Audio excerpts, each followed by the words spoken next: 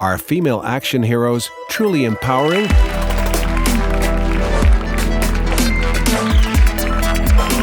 This is the University of the Netherlands. Hi, I grew up, I better get this confession out of the way. I grew up a Star Wars fan. Obsessed with Star Wars. And my students know this and complain about it justifiably. But I've often thought about why. Why Star Wars? And then I started looking at the poster, right, which is up here. Now, and I started thinking, like, okay, what did I recognize in that movie that related back to myself? And I thought back to the games that I would play with my friends, and children role play based on the stories that they know. And we would argue about who got to be Han Solo, or Luke Skywalker, or Darth Vader, because it's fun to be the bad guy, or be one of the robots, why not, or a Wookiee. I ended up being Chewbacca a lot of the time. The weird thing is, like, most of my friends were boys, but for the girls, there weren't a lot of options, right? The world of Star Wars, as I knew it as a kid, was a world of toys with a story that was amazing for all genders, right? But that seemed to be populated entirely by men, with one exception. If we now fast forward to where we are now, right? Because Star Wars is going to go on forever. Literally, I won't live to see the last Star Wars film. This is the curse of our times. It's different now, right? If you look at this poster, right, we see in the middle, the biggest figure, the strongest, most empowered figure, is now a young woman. And there are more women suddenly in the Star Wars universe in the 21st century. And it's not just Star Wars. We got Lady Ghostbusters. We got horror movies. Horror movies are actually a pretty good genre for action heroines. But we've got the Hunger Games. We've got Lara Croft in a kind of nicer version. We got the Resident Evil series. We've got lots and lots and lots, seemingly, right, of female action heroes for our kids to grow up with. Even Toy Story, a notoriously male-centered franchise in the most recent film, said, no, let's make this about the origin story of a cool female action hero. A lot of movies are organized that way right now. So why does that matter? Does it matter? Does it matter to recognize yourself in what you see? Well, as somebody who teaches and researches the media, I would say yes, it does. A lot of our work is about studying what makes media meaningful to us. How do media resonate with the things that we see and talk about around us? And the key word for media is always representation. Representation because what we tend to respond to the strongest emotionally is things, or actually people, who look like us. People who are our age. People who are from our social category. People that we recognize. Those are the things that we respond to in media. So recently, when Captain Marvel came out, are there any Marvel Cinematic Universe superhero nerd fans in the audience? Some, okay. If you're gonna say you can watch porn, you can say you can watch Marvel movies. Captain Marvel was the first female superhero in an ongoing series of movies, about 24 so far, every one of which had been about a male superhero. So a lot of women, and me, were happy that there was finally a movie about a woman here. But not everybody was happy. It was really funny. Like, when the first trailer came out, almost instantly, there was a guy on the internet who said, there's something wrong with this trailer. Here we have a trailer about a woman, and she's not smiling all the time. So he fixed it. He used software, fixed the trailer, and make this woman smile. Ladies exist for men, and they should smile at them all the time. And it didn't end there. Brie Larson, who played Captain Marvel, noticed all of this. A lot of people were sharing it. A lot of people were mocking it. It was a whole discussion. She said, okay, I get it. Superheroes are supposed to smile. So let's make that apply universally. Let's take the posters for previous superhero movies. We'll take Iron Man. We'll take, what was this guy? Doctor Strange. We'll take Captain America. All of these, serious men doing serious things. And we'll show, smile, honey. Come on, show your teeth. But men stayed angry at Brie Larson. Clearly there was a double standard at work here, right? And it got worse when she started giving interviews in which she said, I'm about to go on a whole press tour for this movie, and I've had some experience with talking to film press. And you know what? Almost every single one of the journalists that I respond to that are responsible for judging whether the movie is any good, how much publicity it gets, which programs it's featured on, which magazines it's in, they're all men. They're all white men. Can't we change that a little bit? Can't we have a little more diversity in the people that we end up inviting to interview me, please? And all of a sudden, the internet exploded, and she hates men, and what's wrong with men? Why can't men be interviewers too? After this evening, you should go online on YouTube, or maybe not, and just enter Brie Larson, just for fun, just to have fun watching all the men yelling at her for being a woman. Now, I'm not saying that this is how all men respond to this stuff. Obviously, it isn't. These are fringe cases that get a lot of publicity and that focus us on a debate. Right? It focuses our attention on a debate. It shows that when a particular stereotype is broken, people respond. People respond positively, people respond negatively. It makes them aware of social divisions that they maybe hadn't thought about yet. Why does it matter that Brie Larson says this stuff about men? Why does it matter for women to have a female superhero? Why do some people on the internet take a perfectly adorable photo opportunity like this? This was the Captain Marvel premiere, and there's Brie Larson in her flowing dress being interviewed by an adorable 8-year-old girl in her Captain Marvel outfit. And they have to point out that making children happy isn't just something that nice people do. Hitler made people happy, right? Aren't you a little bit like Hitler if you're Brie Larson in a Captain Marvel movie? There's something that goes beyond just crazy people on the internet being obnoxious for no reason. There's something here about how women are usually depicted in movies, how we experience them in media. And in media theory, in feminist media theory, we have a word for this, a word for the way in which women are traditionally shown in film. It's a funny word. It's called to be looked atness. Women, or femininity more broadly, are defined by this quality. They have a to be looked atness. They exist for us. Us is the norm. Us is the neutral. Us is the men, to look upon them. And we, the men, have a gaze. We gaze upon them. The camera in film enacts a male gaze by telling women where to stand, pointing the camera at them, and making sure that they strike poses that we find desirable, that they're shown in the most perfect light, that they are, and this always makes it difficult for people to say, but that's not misogynistic, that's not hating women.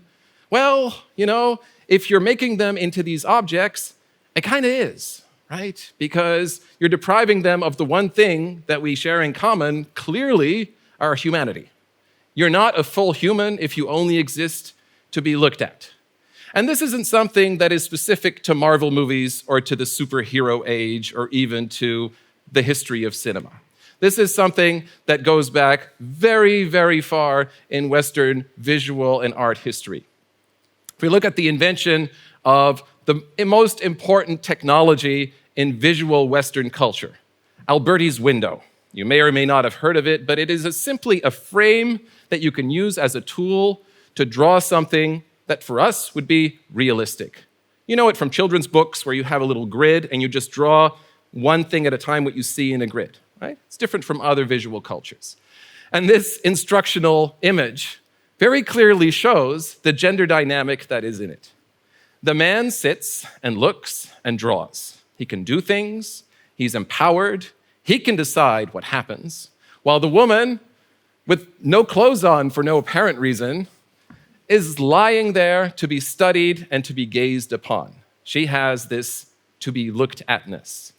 It also means he gets to be a subject, he gets to be an actual person making choices.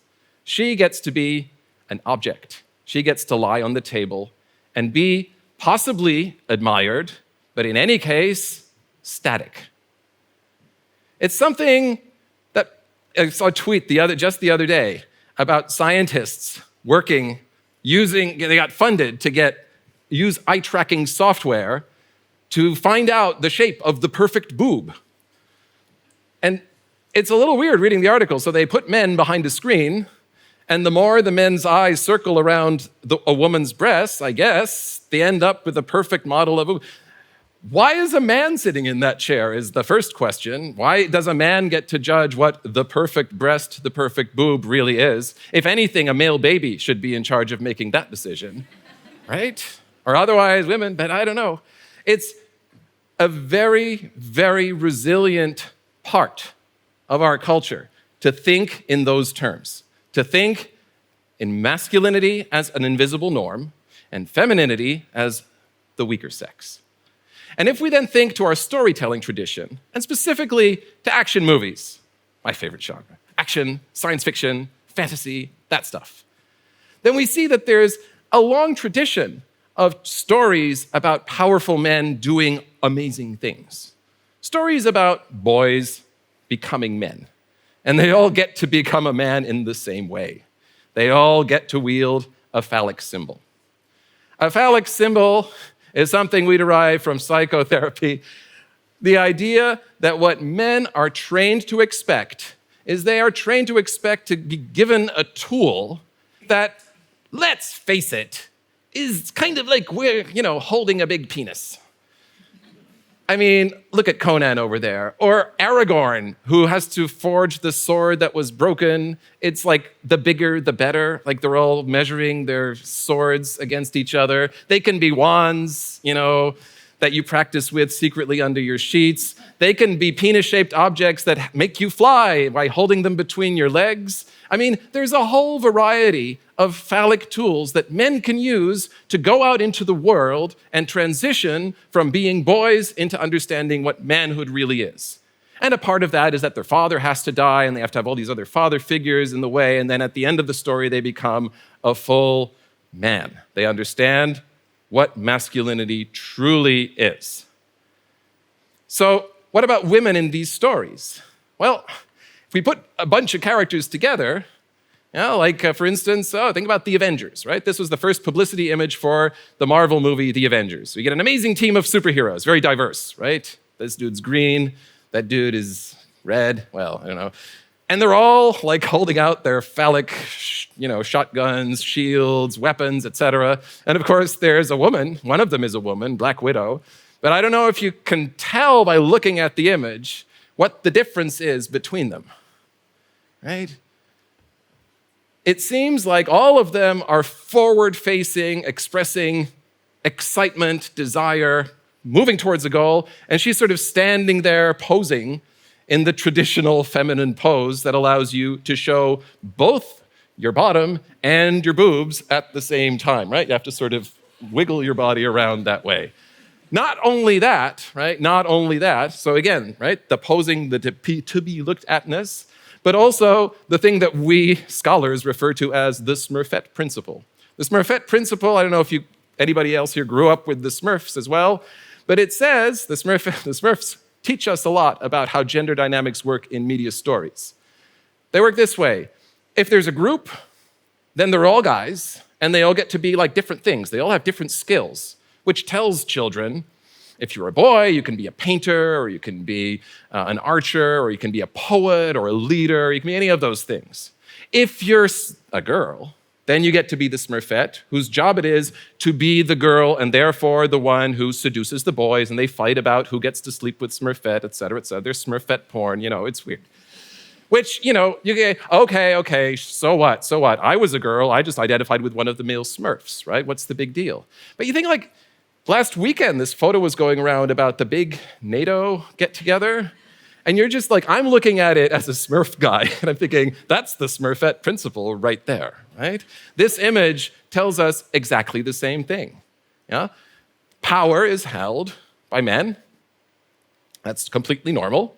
And sure, there are some women in there whose job it is to get to represent femininity and diversity within this group. So what about those story worlds or franchises where we get more than one woman? Like, for instance, the Disney princesses, my favorite. So look at this image, right? It's amazingly diverse, you can tell. There are many skin colors, there are many different colors of dresses, I suppose. And we get a lot of different women standing together. But who knows what is strange or unusual about this gathering of beautiful young women? What would women normally do when they are in a group together? They would talk, they would interact. And the weird thing about the Disney princesses is, in every instance in which they're depicted, they are all staring off in the distance in a different direction because they're all stuck in their own private story world. Researchers looked at the scripts for the Disney princess movies, and they did a funny thing. You can't quantify this stuff really, but it's interesting to look at how many lines different characters get based on their gender, right? How many lines in The Little Mermaid are spoken by female characters? How many lines are spoken by male characters? And it sort of makes you sit up and wonder, wait, it's kind of weird to have this really popular story about a teenage girl, right, whose best friends are a boy, a fish, but a boy, and a middle-aged crab or something, right? And whose competition is, of course, the only woman in the story who is bitter and evil and who wants her beauty and her voice and stuff like that, right? It shows, and she has no mother because, I don't know, right? She has to rebel against her father, but finally find his forgiveness. She's totally surrounded all the time by male characters. Which, if you start thinking then about who tells these stories, who writes these scripts, who directs these movies, who puts them together, you go, aha, now I understand, right?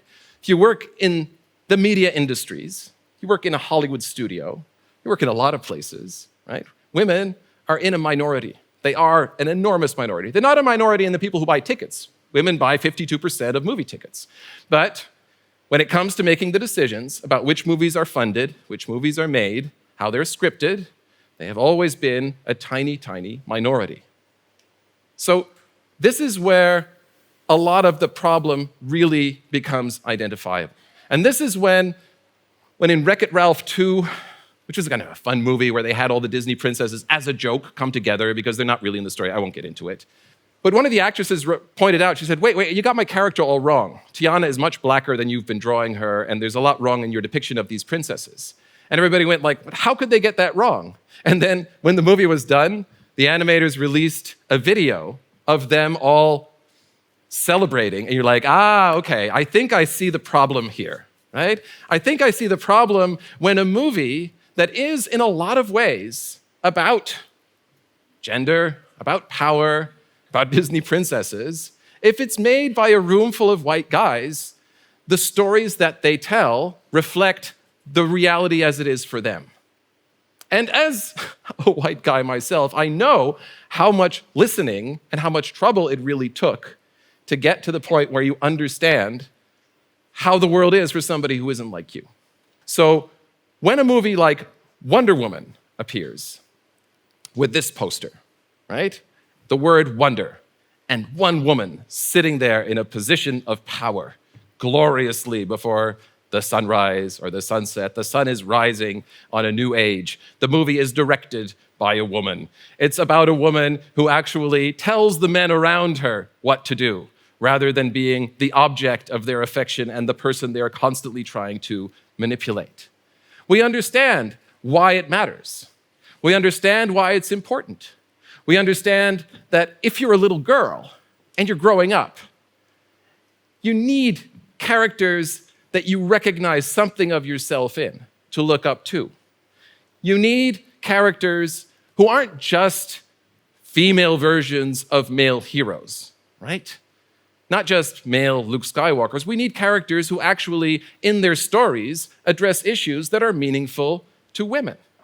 So, to finally return to that question, are female action heroes truly empowering? Well, the first answer has got to be, you're asking the wrong gender, right? Because the last thing I'm going to have to do is mansplain women's issues to an audience, although I guess that's what I've been doing for the past 15 minutes. But the answer still, I think, needs to be yes. And not just because I think it's true. It's because when you look at how people, how women, use the action heroes from our pop culture to express their politics. If you look at the Women's March, one of those great historical moments where after the election of somebody notorious during the campaign for bragging about grabbing a woman by the pussy and getting away with it, that women took to the streets dressed up as Princess Leia, wearing placards of saying, "This is what resistance looks like."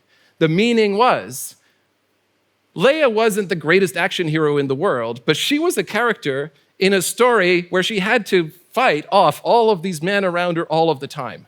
And we recognize something of that in this situation. It's meaningful here. It's meaningful to have not a couple of movies, but lots of movies in which women do things traditionally associated with men. And even though we're still finding our way in what kind of stories those need to be and how that's going to contribute to our dialogue, I think the way in which we generate meaning from them really matters and does ultimately help. Thank you very much.